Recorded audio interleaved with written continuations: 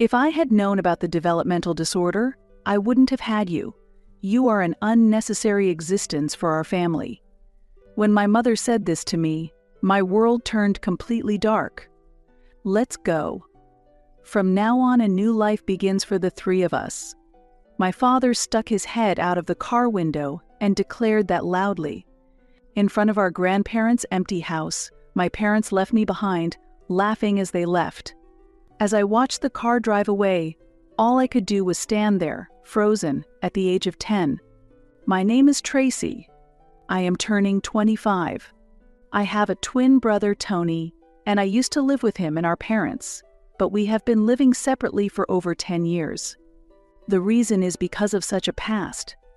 My father was a regular employee, and my mother worked part-time while being a housewife. It was an ordinary family found anywhere. However, a significant change occurred when we were in elementary school. Once school studies began, my brother's talents became prominent, and he was always expected to score perfectly on tests. "Tony is wonderful. You got a perfect score again. You are talented and will surely become someone great in the future," my mother would say with a smile, and my father would laugh loudly. Exactly. He might become a scholar, a doctor, or maybe an athlete. At least he won't have to worry about money. Meanwhile, far from scoring perfectly, I was distracted by the sounds of classmates moving their chairs or using mechanical pencils, and I couldn't concentrate in class, leading to regular scolding from teachers. From an early age, while I was often scolded, my parents gradually started to dote on my brother more. Meals were always what my brother liked, and only he was taken out for outings and fun, and whenever he wanted something, he could have anything he wished for. In contrast, I was often neglected. If at that time I had talked to teachers or other adults about how my parents treated me, perhaps something might have changed, but I couldn't say anything. I struggled with speaking and expressing my own emotions. I cannot organize my words well, and they scatter.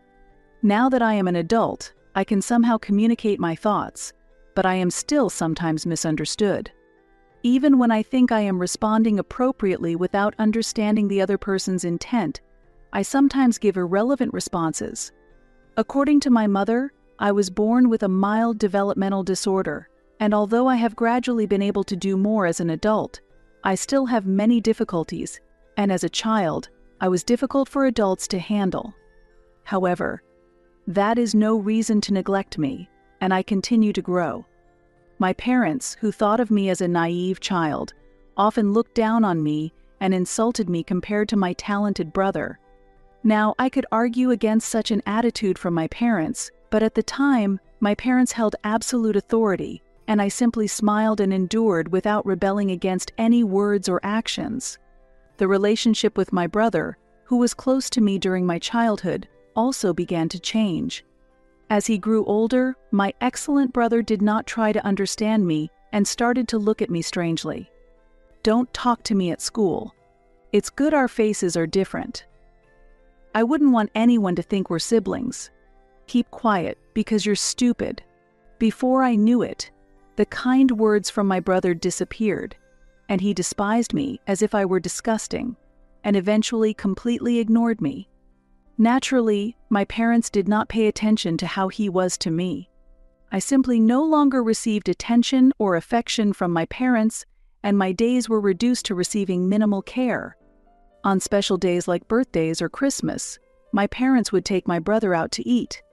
For me, there were no special cakes, treats, or gifts, just a supermarket ready-made meal with a discount sticker, and I was left alone to house sit. Even during New Year's celebrations, it was the same for me. "You stay in your room because I can't concentrate with you around." This is what my father told me, and my New Year's celebration was me eating snacks alone in my room, straining to hear the happy voices from the living room. "You don't need study materials, do you, since you can't do anything?" My parents said so matter-of-factly, and only my brother was given a desk and educational materials. I completely lost my motivation to study, and my grades continued to decline. I felt I had no place at school or at home, but there were two adults I truly trusted. They were my grandparents who lived far away.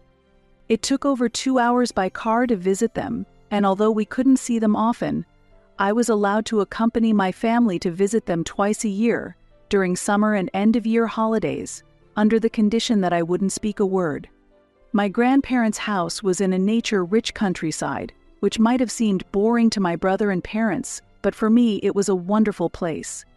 I was fascinated by the beautiful colors and landscapes created by nature, and while my brother was busy studying, I would play with the colored pencils I brought, coloring on the back of flyers to match the scenery. My parents and brother looked at me with scorn, but my grandparents would hang my drawings on the refrigerator saying, "It's a beautiful drawing of the sunset." I felt an unprecedented joy. Not just because they hung up my scribbles, but because they understood what I wanted to express without words. Certainly my grandparents loved my brother and didn't treat me specially, but they were the only ones who loved us twins equally. Therefore, the days I could see my grandparents twice a year were my emotional support. Then, when we were 10 years old, on a still chilly day in March, just as spring break had begun, my parents suddenly announced, "We've sold our apartment." What? Confused by what they meant, my brother snorted with laughter. "You're really stupid. It's been sold. A new life awaits us in a new house."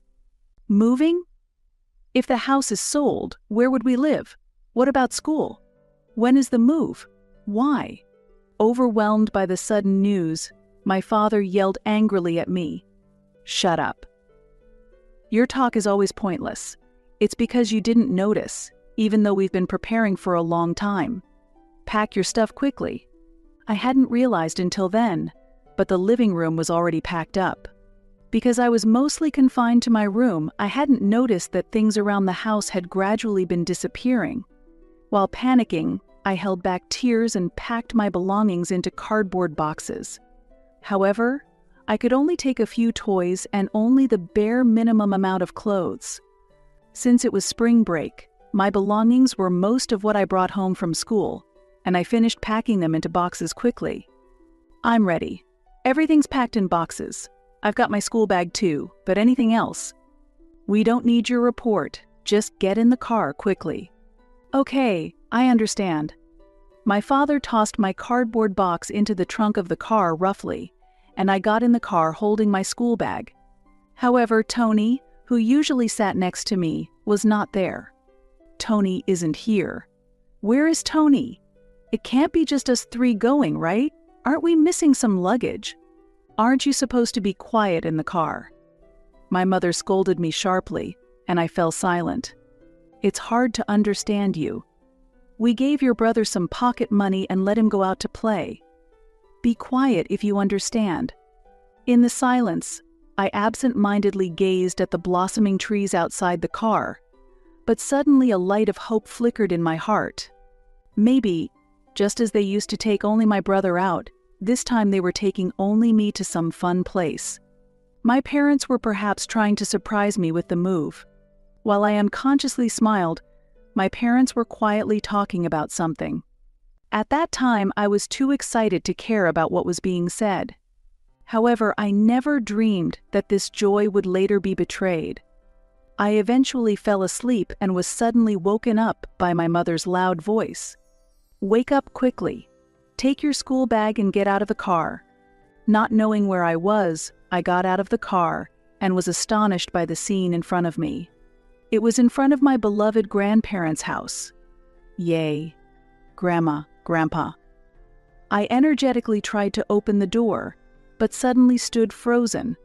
The door wouldn't open. It was locked. "Mom, I can't get in." "Is that so?" "It's a weekday today, so they're probably still at work." "What?" "But I just called them, so they'll be back soon." "See you?" My father roughly placed my luggage in front of the entrance and immediately returned to the car. Feeling anxious, I hastily grabbed my mother's hand. "Wait, where are you going?" "Mom, Dad, wait." "Where? We're going back. We can't leave your brother alone, can we?" "What?" My mother shook off my hand as if it were obvious and stated, Your brother got into a famous private elementary school that ensures progression through grades. He's already decided to transfer there starting next term. We sold the apartment as part of the tuition, and we're moving to a new house for him. But having you around distracts him and also adds extra food costs. With the new term starting, this is your chance to stay here. Wait, what's happening? Am I changing schools? Am I going to a different school? That's exactly what annoys me. When my mother raised her voice in anger, I was at a loss for words. You've always been a burden to me since you were little. Your grades are poor and your appearance is below average. You can't even hold a proper conversation. Your brother is such a good child. Why do you always cause problems? Did I do something bad? If so, I'm sorry. I'm really sorry. I don't need apologies that are just lip service. If I had known about your developmental disorder, I wouldn't have had you. You are an unnecessary existence for our family. When my mother said this to me, my world turned completely dark. Let's go. From now on, a new life begins for the three of us. My father stuck his head out of the car window and declared that loudly. I must somehow stop my parents. Don't go. Don't leave me behind. Dad, Mom, am I really a bad child? Words swirl in my mind, and when I try to speak, the right words just don't come out easily. As I desperately tried to move my mouth, my mother just glanced at me and got into the car. Sorry for the wait. Since we've come all this way, let's buy a famous cake from around here and eat it with Tony. All I could do was blankly watch as my parents left me behind. Tracy. Are you okay, Tracy? Grandpa. What I saw through my blurred vision were the faces of my grandparents looking at me with concern. By the time I realized, it had already gotten dark. While waiting for my grandparents to return, it seems I had fallen asleep without noticing. Your hands are cold, and your face is pale.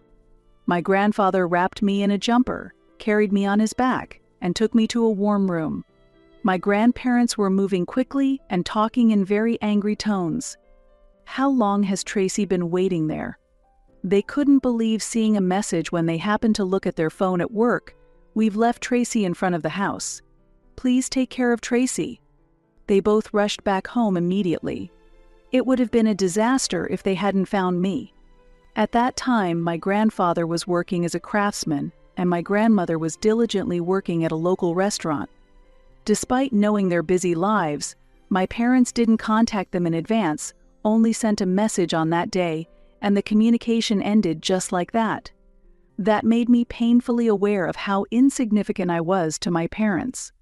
As I took a sip of the hot milk my grandmother gave me, its warmth relaxed my feelings, and I couldn't stop my tears. My grandmother gently stroked my back and comforted me as I cried. Meanwhile, my grandfather suddenly stood up and called my father, but the discussion escalated, and he eventually ended the call by slamming down the receiver. Tracy, I talked to your dad, but it seems we can't communicate properly. Can you tell me what happened? Through tears, I explained the events that had led up to this moment. My story was more disorganized than usual, but my grandparents just quietly listened. They said I'm an unnecessary existence because I have a developmental disorder. That it would have been better if I hadn't been born. Mom and Dad are going to create a new family with Tony.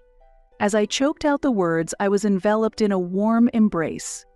My grandmother hugged me tightly. What are you talking about? You are a wonderful child. No matter what anyone says, you are irreplaceable to us. I am truly happy that you were born. Yet, people's worth isn't determined by their intelligence or appearance. Your grandfather and I are just ordinary elderly people who didn't attend prestigious schools, but we've lived our lives utilizing what we're good at. You might not be good at academics, but you have a talent for sensitivity and expression. That's an irreplaceable talent that is uniquely yours. Talent. Yes, there are no adults here to make you sad anymore, so you don't have to worry. I'm sorry for not noticing it until now. You've been doing your best. As my grandfather said this and stroked my head in apology, I was overwhelmed with emotion and burst into tears. My grandparents held me tight until my tears stopped. After that, I began living with my grandparents. They enrolled me in a small local elementary school, where the teachers were very understanding. One of them was the first person, besides my grandparents, who really understood me. Because it's a rural area with few students, they implemented an educational program tailored to individual needs, which took my characteristics into account and helped progress my lessons. Thanks to that, my grades, which had previously been poor, started to improve significantly. Even though I struggled with communication, I came to accept my unique traits and eventually made friends. I began to live a relaxed life, both mentally and physically, and found what I truly wanted to do. And 15 years have passed. During that time, I never heard from my parents or brother, and before I knew it, their addresses and phone numbers had all changed. Just as my parents' and brothers' faces were fading from my memory, that day suddenly arrived. Open the door. You're in there, aren't you? The sound of someone banging on the door violently shattered the early morning's calm. My grandparents were already awake, and I, still groggy, headed to the entrance. After leaving your own daughter for over a decade, what do you want now? Startled by my grandfather's angry voice, I stepped outside and widened my eyes. Well, if it isn't Tracy, you've grown so much. The mother I remembered was always well kept. But the woman in front of me looked worn out and tired. The man next to her had a belly, a far cry from my father's previously slim figure. Smiling amiably, the two of them reached out their hands in a friendly manner.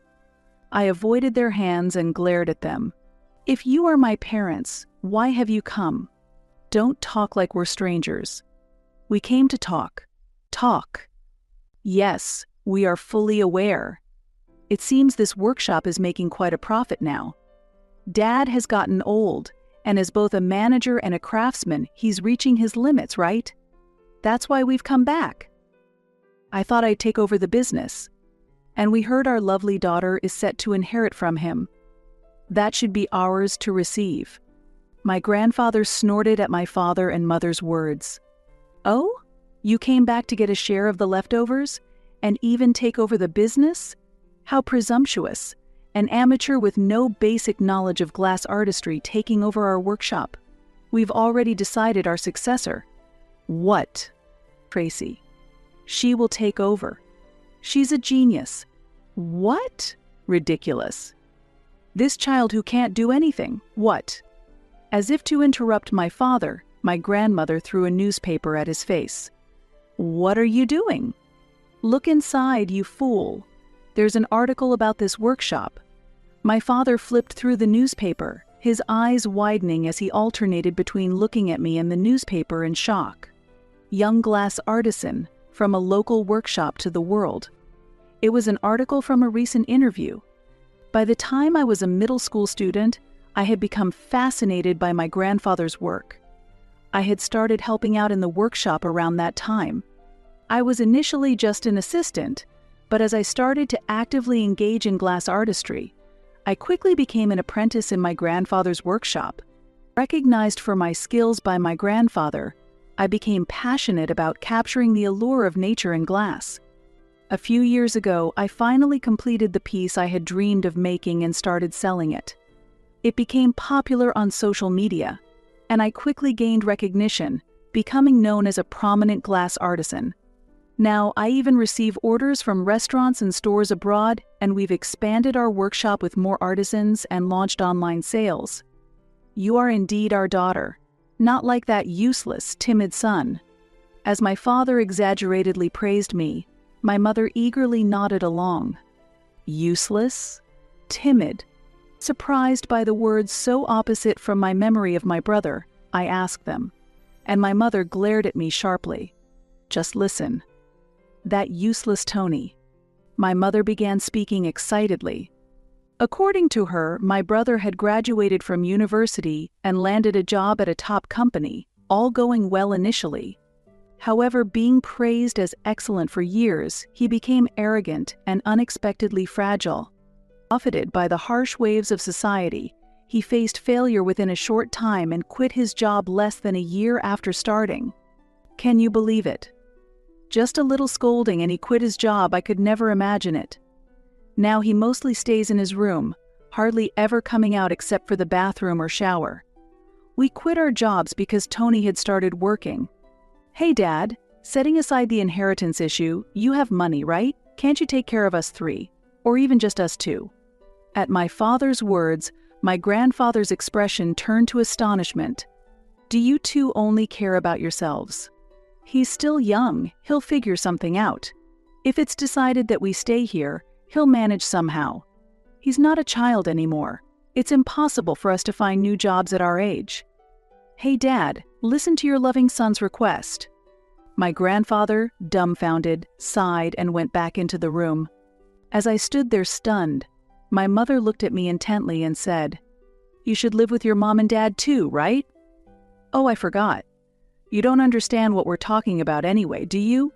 All you need to do is nod along. While saying this, my mother had bloodshot eyes, and my father nodded in agreement. After thinking for a moment, I responded, "Why do I have to live with strangers?" What? We are your real parents. We raised you. When I lived with my parents as a child, I never felt like I was being cared for. I barely existed. It was my grandparents and my teachers who truly raised me. I continued speaking to the two of them who were frozen in shock. You may be my parents by law, but I have no memory of that. I can't live with strangers. I looked at them completely as strangers. If I was wrong, my grandparents would correct me. Their silence probably meant it was okay. As my grandfather watched with a smile, my father looked at him. "Don't you think that's a terrible thing to say?" "Dad, say something." "Indeed. If you want me to, I'll say something too. It's strange to say you raised Tracy when you abandoned her at 10. No, not about me. Say something to Tracy. Tracy, say something to your grandfather. Something." "No, that's not it. You told me to say something, so I said something." As my father began to flush with frustration, my grandfather started laughing with a chuckle. "Don't abandon us." "Hey, Dad." As my father pleaded, my grandfather waved his hand away and shouted in a low voice, "Enough already. Why would you say such spoiled things now?" At my grandfather's stern voice, my father and mother froze in place. During this pause, my grandmother hurried to the kitchen. When she returned, she had a large bag in her hand. "This is perfect. Now, get out, you bad luck," she said as she threw salt at my mother's face. "Ouch. What is this?" "Salt." The bag my grandmother held contained salt used for cooking. "Parents who abandon their children are the epitome of bad luck," my grandmother said calmly as she continued to throw salt at my parents' faces. "Go back already. I'll keep throwing salt until you leave." "We have plenty of salt, so be prepared," my grandmother declared. Next to her, my grandfather stood holding a new bag. "Leave," he shouted as he forcefully threw salt. The salt flew with force, hitting my parents in the face directly. "Hey, Dad." "Mom, stop. Please. Stop it already," my parents cried out.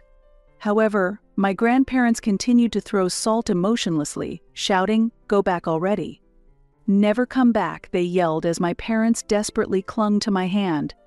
"Are you going to abandon your own parents? We're drowning in debt and struggling to live. Shouldn't family help us out?" they said. "My family is only my grandparents," I responded. I forcefully shook off their wrinkled hands. As my parents crumbled beside me, I took the bag from my grandmother and declared, "This is goodbye forever." Saying this, I emptied the contents of the bag over my parents. That moment was decisive, and my parents, disheartened, fled as if running away. As time passed, my brother appeared at our workshop. The debt collectors chasing my parents had left my brother behind when they fled the house at night. Soon the debt collectors came, evicted my brother, and he was left distraught. The police took him in, and as the only relatives, they contacted my grandparents. One who does not work does not eat. If you work hard and help out in the workshop, we'll provide a place to live and meals. What do you say? My grandfather proposed. Surprisingly, my brother agreed immediately. His work in the workshop was still unpolished, and he was often scolded by my grandfather and other staff, but once he started showing talent in online sales and accounting, he became indispensable to the workshop. My brother, who has grown up, is ashamed of his past actions and now acknowledges and supports my abilities. It's still too early to say we've reconciled, but I find it both delightful and embarrassing that he is now treating me kindly again. Interestingly, just when my brother was getting accustomed to the workshop's work and starting to be acknowledged by everyone, it seems our parents suddenly contacted him. "Tony, where are you and what are you doing? It's getting dangerous here. At worst, we might end up on a fishing boat. Please help us." Ignoring any mention of my brother's well-being after they left him behind and focusing only on themselves, my brother completely lost his patience. Then he changed all his phone numbers and email addresses, cutting off any means of contact from our parents. I wonder if those two are working on the sea now. As a result, both my brother and I truly feel relieved to have escaped from those parents. The dinner table surrounded by my grandparents, my brother, and me might not have special dishes, but it feels warm and comforting.